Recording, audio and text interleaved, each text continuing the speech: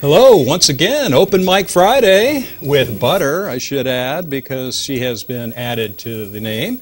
We're here with a special guest today. We try to select someone in Amador County who represents a special service and business out there throughout the county. And we're here today with Stacy Petigrew with Jackson Creek Veterinary Clinic, should say. And Stacy is actually Butter's vet, so that is a special friend of ours to have today. Welcome to Open Mic Friday, Stacy. Thanks. Thank you. It's just a relaxed show. We talk about football and all the good things that are going on. Wrong place. Yes, you are.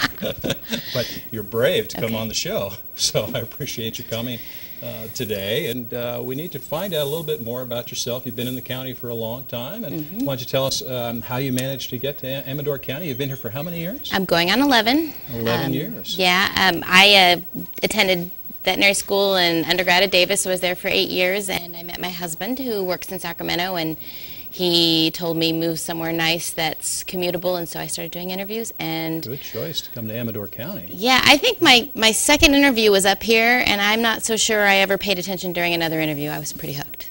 Well, in the short amount of time that you've been here, we hear Dr. Stacy. Dr. Stacy, we had another vet, I won't mention any names, but with other animals, and we kept hearing, oh, you have to go see Dr. Stacy.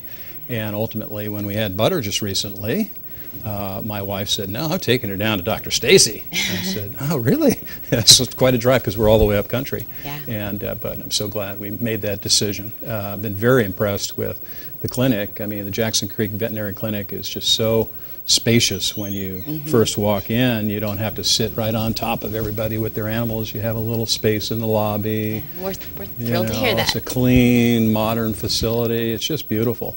How many doctors do you have down there, vets? We're up to 6 doctors. We did hire a new doctor, started January 1st, Dr. Kyle, and some of them are part-time, some are full-time, but usually there's 2 to 3 doctors on staff every day, and we are now extending our days to 7 days a week, so there's usually always someone to see you. That's a big practice. Big. I mean, you must have the largest service. I mean, it is. I don't think any other practices are more than 2 doctors, and I don't think I would work at a smaller practice.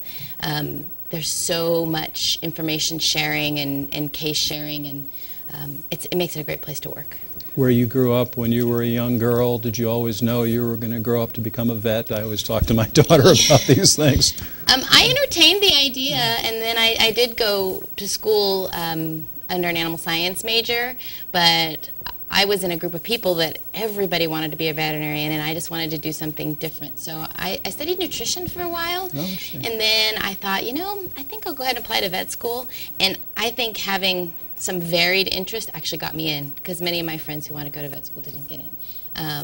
And I think it was that program at Davis. Yeah, it's tough to get in.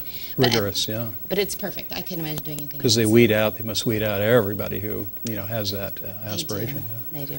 I think they get upwards of 80 applicants for every position. Did you find out that the education at Davis, Phil, gave you enough of a background foundation to work in the the area? It did. The education there is outstanding. The practicality of it comes all in your first year. And coming to Jackson Creek and working with Dr. Bob was great for learning all of the practical stuff they don't teach you in school. Learn a lot really quickly. Yeah, you learn really quickly. Yeah. But it was fun, and he was a great mentor, and that's why having all the doctors around is, I'm still learning. Every day I'm still learning. What's the most interesting case that's come to you? I mean, what type of a strange animal? Yeah, come in with a strange problem?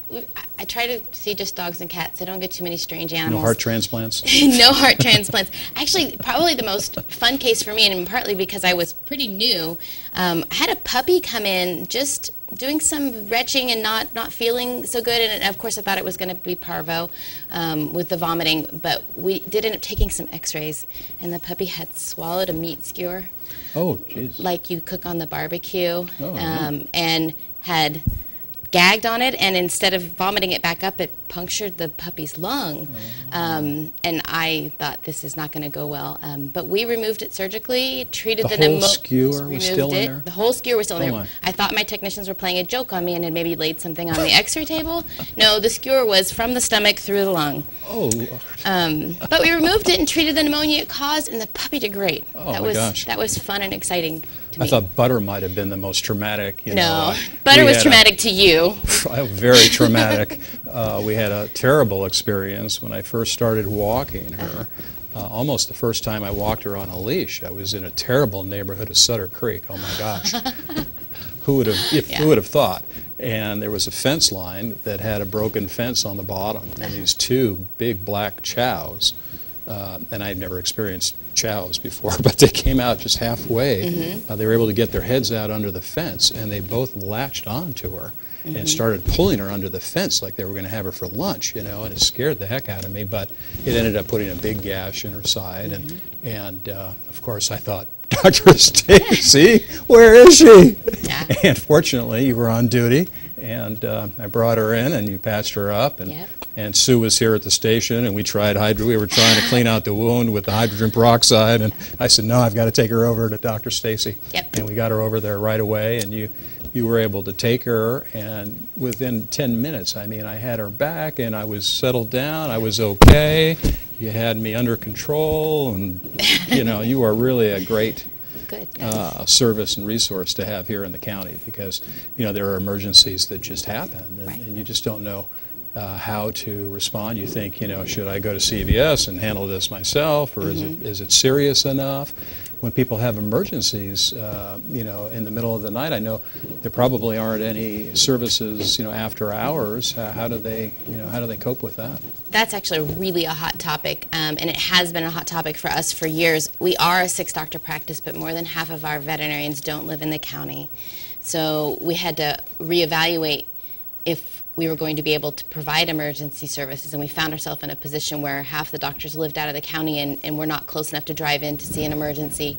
And then I had a 2-year-old and a 4-year-old and a husband who works nights. And all of a sudden we realized we were not able to provide for emergency services. And when we did offer them, we didn't feel we were providing good services. So currently we are referring all emergencies, and I don't think there's any significant emergency services available in the county. So we're referring to Sacramento at Sacramento Veterinary Surgical Services, or there's an emergency clinic in Diamond Springs. But if you do have an emergency and your question is just whether or not it is an emergency, whether or not you need to come in, you can call our number and we'll refer you to the number for one of those clinics. And they're pretty good at giving you some advice about can it wait till morning, what to do, and if you need to come in, they'll tell you that too. Great to know. That's very important. People have animals all the time. They're like children. You just never know when the emergency is going to take place. And we have about 30 seconds.